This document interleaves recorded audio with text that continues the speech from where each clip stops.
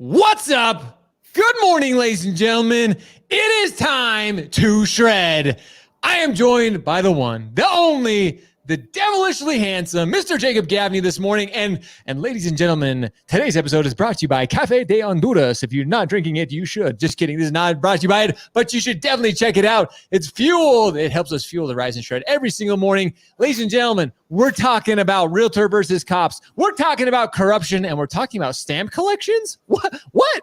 That and so much more. You're not going to want to miss it. You're going to want to hang out with us, ladies and gentlemen. Are you ready? Are you ready? It is time to Rise and Shred.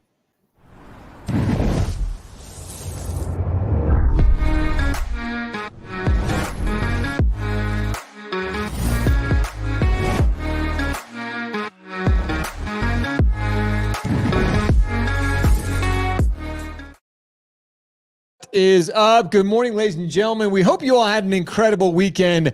Jacob Gaffney joins me this morning. As always, every morning, every Monday morning, the only daily diary of the mortgage industry. We're bringing you the best, the most important things that you need to know starting off your week.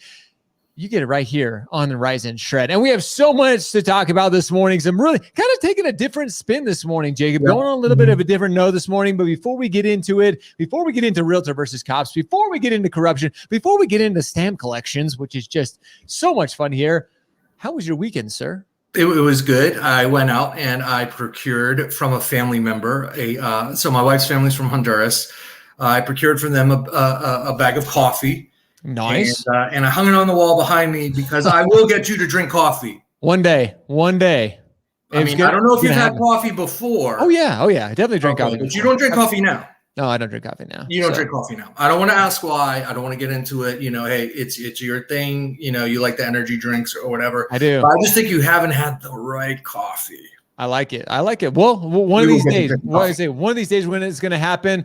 Glad to hear things went good for you. I didn't know your wife's family's from Honduras. I had no idea. Yeah, they are. That's a whole nother conversation for another day. I had some really good friends from Honduras, so we'll chat about that. But we're getting into it this morning because there's so many things to talk about. And first and foremost, we're talking about this story that maybe you guys caught wind of it, but if you didn't, you guys have to hear about it. Well, let's get into this discussion. And here's the thing, because I want to talk about this, Jacob, because I've heard stories like this before. I actually have a really good friend of ours here in Utah that this happened probably a couple of years ago. Oh, yeah. He was not African-American. He was not black, but like he was kind of very similar situation. He got called. SWAT actually showed up. This was probably 3 years ago. Like SWAT showed up. Like it was a big deal. Like he ended up same thing. So let's dive into this. I mean, you know, I'm with you, Josh. Real estate agents seem to always be, good morning, Randy. They seem to always be targeted by police whenever, like we've heard stories of it a lot, ex-wives, right? Calling the cops on their saying it's a break-in. Cops show up. This time is a little different, okay? Roy Thorne, all right, is a black realtor in Michigan, a professional. He was showing a property with a client who was also black named Eric Brown and his 15-year-old son, race unknown. Okay. Yep. So we have essentially three males, two of which we know are black, are showing a house. Nothing outlandish, nothing crazy, nothing loud. The cops show up, guns drawn, advancing on the house, yelling for them to come out. They come out, they push them face down into the grass, cuff them up, right? Don't let them say anything. And then finally they check the credentials and they're like, we made a mistake. Okay. So take the handcuffs off. You know, let him off. The officer goes and apologizes to Mr. Brown, says there's been break-ins in the area and all of that. Brown's not happy. Brown does not accept the apology. He says this was an act motivated by race, that the only reason they came in so hot and heavy was because him and Mr. Thorne were black. He said the damage was done. So who's right here, Josh? Who is right? In one hand, I mean, I'm always going to side with the real estate agent. I'm always going to side with the loan officer. It's in my nature. But I did have a conversation with a member of the Dallas police force. Oh, interesting. And this weekend, and I asked him, you know what? Why you guys come in so hard sometimes? Sure. And he said, listen, you're a young man.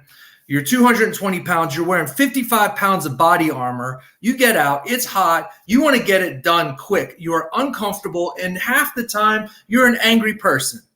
He said, and he just laid it out for me. He said, it's not until you hit your late 30s and 40s that members of the police force begin to calm down.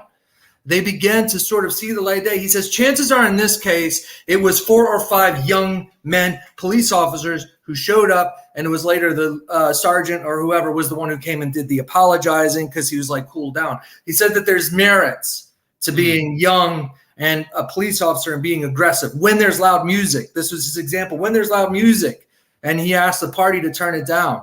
He gets another call that they turn the loud music back up. When he was 25, he said he would kick open the door, go in, grab the stereo, and throw it out the window. Whoa. But hey, the music stopped. I'm telling you what, if I'm the neighbor of that loud party, I'm pretty happy that the cop did that, because chances are I don't have to listen to the loud, because the music was terrible, right? Sure, absolutely. Good music that they played. Never good music. It's never good music. But here's the thing. I honestly, though, after speaking to that, I kind of got to go with law enforcement. Like, they got to make it home safe at night. 100%. They don't know what's in there. They don't know what's waiting for them. I mean, I don't know. I'm not a police officer, Josh. Where do you stand on all this? This one's a tricky one for me because I have many friends in the police force. I have, hundreds of real estate agent friends who and so I would love your comments from our chat this morning, from everybody tuning in.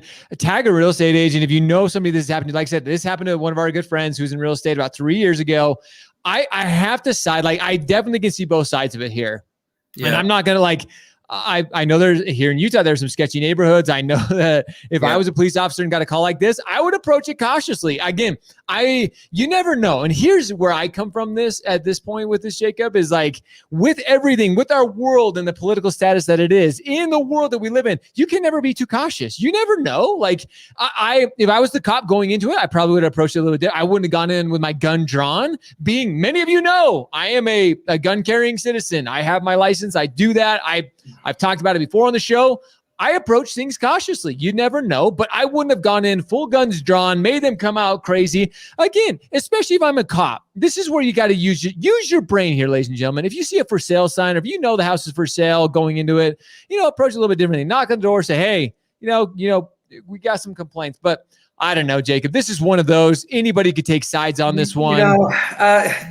Josh, they followed instructions. Yeah. Okay. They didn't mouth off. They didn't put the radio back on. They raised their hands. They went out of the house one by one as instructed. They got down on the ground. They put their face in the ground. They put their hands behind their back. They allowed themselves to be handcuffed. Yep. And they still felt like it was super aggressive. And here's the thing. You always have to remember, when someone has a complaint, and it's not just in law enforcement, it carries over to domestic life. It carries over into professional lives as well. When 100%. Someone has a complaint, you must always say, I hear you. You must always take their side to the start, because you're not gonna sort it out. If you automatically go, it was because I was black. It's not because you're black. I mean, that's a conversation that is gonna go nowhere. Right. So you always have to take the side of, I don't mean to say it, but the victim in this case, was he victimized because of his race? There was no terms to that effect being used. Yeah. The Michigan police have looked into it, and the officers followed protocol. Sure. So that's the other level, Josh. Like, this is part of their training. 100%. So, but part of Mr. Brown's training is to show houses without having guns drawn on them, right? So, absolutely. So here we get to the whole, what are the rules here, and are the rules work? And just because it's against the law, is someone breaking the law? It's hard to say, but you get into these little gray areas of who's right and who's wrong. You bet. And it creates an environment that can be exploited, which is our next story. Right? Exactly. Yep. Our next story is one that we will not cover in the Rise and Shred. No, definitely not. It is one we will not commit to print. Nope. But there is a major, and it is one where, frankly, we don't want to get the intention of certain parties to know we're talking about it. We just need our viewers to know that this stuff is out there, and it is extremely dangerous. I'll let you open up with it. What do you hear? What do you hear? We're talking about corruption on this one. And anybody who knows Janet Yellen, Janet Yellen is the U.S. Treasury Secretary. That's who Janet Yellen is. If you don't know who she is, she's the U.S. Treasury Secretary. We've heard about her before many times, but this is one of those stories where, again, Jacob, to his point, we will not be covering this in Rise and Shred. We're talking about this morning because you should absolutely be aware of it, because not many people are talking about this, but this is one of those things for all of us as mortgage, real estate, insurance, just professionals in general. Stories like this have a damaging effect on all of us. This is something that could potentially affect all of us. So the short of the story is, I'm going to short this real quick. Like I said, this is Janet Yellen accused of banking corruption. And Jacob, you've done some due diligence on this. You looked into this. Yes. This is a pretty deep story. This story, for all intents and purposes, and there's several like it, looks like a real story. It's got quotes from people. It's got sources. It's got links to sources, all of that.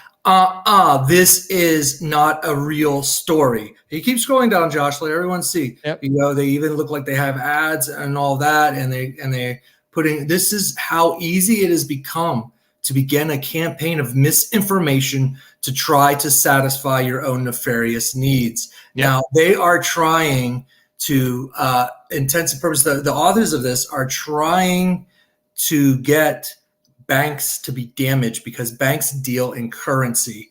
Correct. Who is creating this? So I went into a lot of places where you can find, and this is what I could find publicly. So dark web aside, who knows? I don't toy around there. I have some sources who do. I haven't taken it that far because I was able to look into it a little bit myself. But it appears that some Bitcoin players are behind this entire scheme to try to undermine the confidence of the banking industry and undermine the confidence in the Treasury Secretary, who also served as chair of the Federal Reserve from 2014 to 2018. Correct. Now, what I was able to find, I think, and again, I could not confirm it. If I cannot confirm it, it will not be in the Rise and Shred. Okay. Correct. We could talk about it because it's interesting. But from what I understand, this is a huge campaign of misinformation. Okay. That's directed at trying to undermine the banking system. And it is primarily coming from some chat groups in Reddit, all right, that are organizing all of this.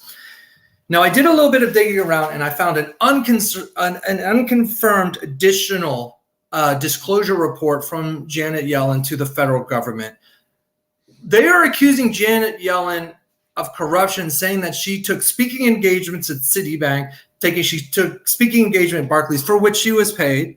Okay. And if you're good at something, never do it for free. So for which she was paid, but they're saying she did so as part of the chair of the Treasury. And she did not. Moreover, from what I can understand in her disclosures, she did not do it as part of the Federal Reserve. Actually, in those times, I can't find any time that she took money for a speaking role. Very interesting. Times. So all of the disclosures are from 2019 to 2020, which she was a private citizen. She did not hold public office. Did she speak at Citibank? Yes, she did. Did she get paid? A lot. Okay. She got paid a lot. Did she speak at some of those other financial institutions? No, she didn't. They just threw those names in there because they're big, hard to track because they're European. It's not as easy to find. They don't have the same rules of disclosure for speaking engagement. Right. So we could just put those in, and it kind of adds fire. It was a very, very, very well done campaign, Josh. It was very impressive the way they were able to put out this misinformation, and the search engines pick it up. You can search, you can search for it and find it in Google. If you search Janet Yellen's name, those stories won't come up. But if you search Janet Yellen corruption, you're going to find it. You'll find a couple of these examples, and they're all the same. None of this is founded, and none of this is based on any information that I can find. Janet Yellen may or may not be guilty of corruption, but not with the charges as these stay put. I don't think this is really going to go anywhere. I'm hoping that everyone will be able to kind of read through and figure it out. But I don't know about you, Josh. I mean, I don't have the greatest of confidence that something like this won't blow up. No. It has the potential to. I see. It checks all the boxes. As a literally head checks all the boxes. You and I being in media for as long as both of I don't have the experience that you do, but this checks all the boxes. This starts to, and this is why we're discussing it this morning. You know, is there corruption in it? This is one of those things, like we mentioned, you need to do fact checking. There are plenty of media sources out there that are going to run with this, that are going to blow this thing. And again, until we here at Shred and everything we do with Rise and Shred, we do our due diligence. We fact check. We make sure the information we are providing you is correct, that it is noteworthy, that it isn't just hearsay. We have enough of that going on in our industry that we just don't want to play that game. We're gonna do everything we can to make sure we bring you the absolute most accurate information for you, for your business, and for the entire mortgage organization, for the entire mortgage industry. That's what we're all about, Jacob. We did uncover a secret of Janet Yellen. We did. And it was very, very interesting because I've only heard of this happening. Yep. But Josh, Janet Yellen has a stamp collection that could be worth up to $50,000. Yeah. Crazy. Yeah. Oh, that is crazy. Can you believe that? So I'm assuming this started as a hobby.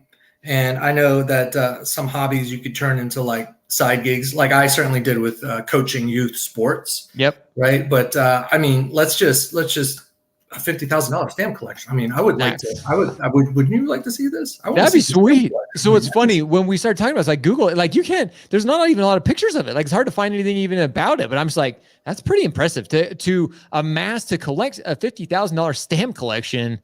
Good for her. Like, yeah. Wow. I mean, that's you want to prepare for the down market. You want to prepare for, yes, definitely. Cover your assets. The game, cover your assets. That's what a game that Dal and me and my kids have played many times. That stamp collection, it can get valuable. Clearly, Janet Yellen has done her due diligence and got the stamp collection there. So good for her. Well, I mean, with the government backing, it's there's not really much of a chance of a depreciation. True. It's a solid investment, and hopefully it's one that pays out for the Treasury Secretary, who will not be going to jail for corruption anytime soon. Definitely not. Jacobs, does this drive your stamp collection now? Are we gonna start seeing you go to stamp collect or the shows traveling the country now collecting the stamps? I mean, if I'm going anywhere, it's going to be to mortgage conferences, and that's only when I'm convinced I won't get sick. I do have stamp collection envy, though. I will say like a little bit, and why not get started? Stamp collection envy. If there's any envy, that's the one to have the most of. But with that, ladies and gentlemen, that is our time this morning. Rise and Shred. So many great points. And as always, as I mentioned, a huge shout out to Jacob Gaffney, our entire team here at Rise and Shred. We bring you the absolute most accurate information. That's why we're the daily diary of the mortgage industry. We're not going to give you bull crap. We're not going to feed you just the highlights and the stories that are catching everybody's attention. We bring you factual information. And with that, we're working on projects behind the scenes that we cannot wait to unveil and release to you guys. Ooh, a little teaser there. You're going to have to stay tuned to find out. And if you haven't already subscribed, make sure you click the link below. Subscribe to the one, the only daily diary of the mortgage industry every single morning right into your inbox,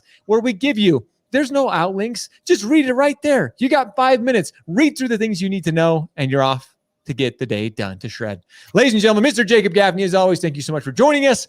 There's so much more to come this week. It's going to be a lot of big week to come. As always, we appreciate you. We love you. Now it's time for all of you to go shred, go show up, hustle, repeat every day. See ya.